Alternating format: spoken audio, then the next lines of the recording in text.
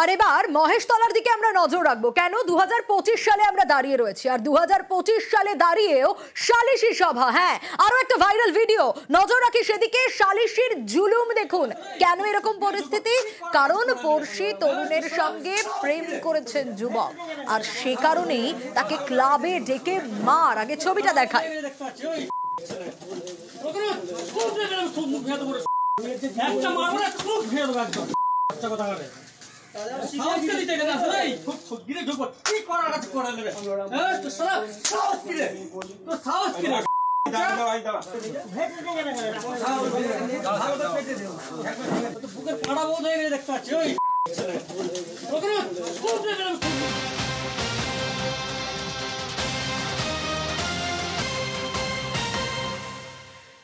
দেখলেন তো, একে তো ছেলেকে ডেকে নিয়ে গিয়ে মার, আর তারই পাশাপাশি যখন ছেলেকে বাঁচাতে গিয়েছেন তখন নাকি মাকেও মারধর করা হয়েছে বলে অভিযোগ। কিন্তু কারা এই ঘটনা ঘটালেন? সমীর রয়েছে আমার সঙ্গে, আরো ডিটেইল জানাতে পারবে এই বিষয়ে।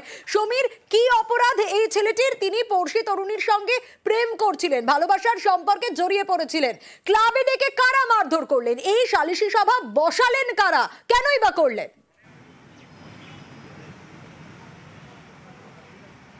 দেখো সোনিয়া, প্রথম থেকে যেটা তুমি বললে প্রথম ঠিকই বলেছো। এটা 2025 সাল।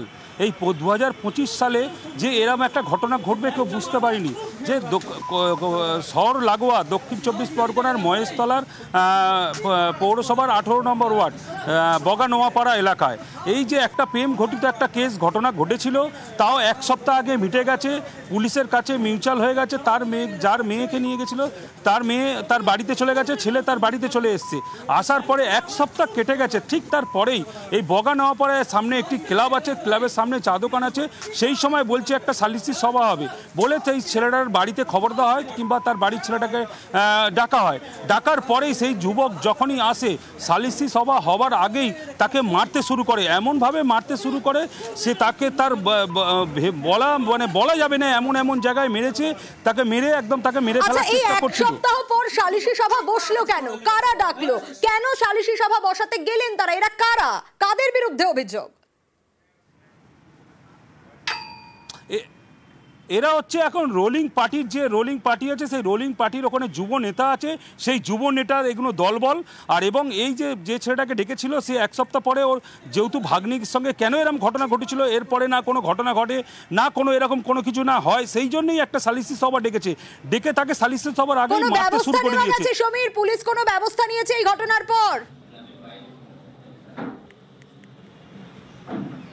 দেখো, ওর মায়েরও অবস্থা খারাপ হয়েছে, মাকেও মেরেছে। তারপরে ওখানকার যে স্থানীয় যারা ছিল তারা বাঁচিয়েছে, এবং উকিলবাবু যে আছে আজারউদ্দিন মোল্লা, উনি থানায় গিয়ে একটা অভিযোগ করেছে, এফআইআর হয়েছে থানায়। তারপরে মহেশতলা থানার পুলিশ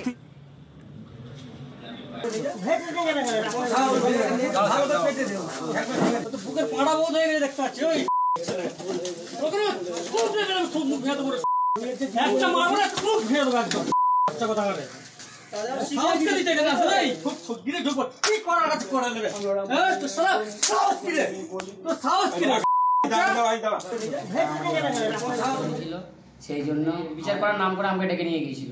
ঠিক আছে, নিয়ে গিয়ে আমাকে কিছু বলার আগেই মারধর করে, খুব মারধর করে। ঠিক আছে, আমার আরেকটু হলে আমি মরে যেতাম। মারতে থাকে, দিগত মারতে থাকে, লাথি ঘুষি, তারপরে দৌড়ের হুড়কো দিয়ে আমার পিঠে আঘাত করতে থাকে। এক পর্যায়ে আমি অজ্ঞান হয়ে যাই।